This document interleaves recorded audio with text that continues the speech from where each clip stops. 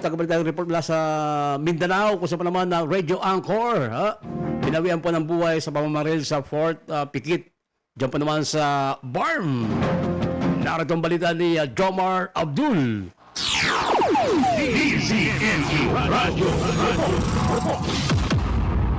Antinasawi ang isang radio anchor at barangay Lupon member matapos pagbabarili ng mga hindi pa nakikilalang suspect sa barangay Fort Pikit sa bayan ng Maledagao Special Geographic Area o SGA Barm alas 6:40 ng gabi kahapon, Mayo 21 ng taong kasalukuyan.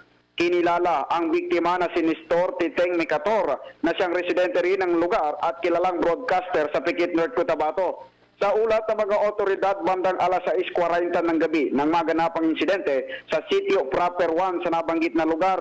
Lulan umano ng motorsiklo ang biktima kasama ang kanyang asawa ng pagbabarilin sila ng mga salarin. Nagtamo si Micator ng tama ng bala sa kanyang ulo na naging dahilan ng kanyang agarang pagkamatay habang ligtas naman ang kanyang asawa.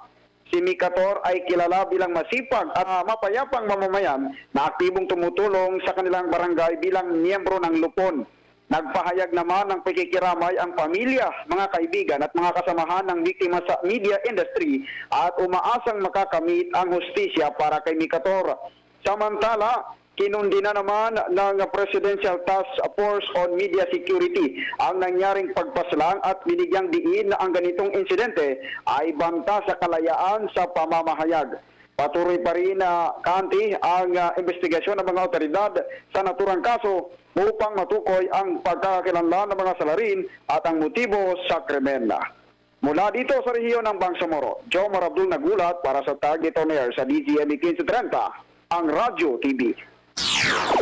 DZME Radio.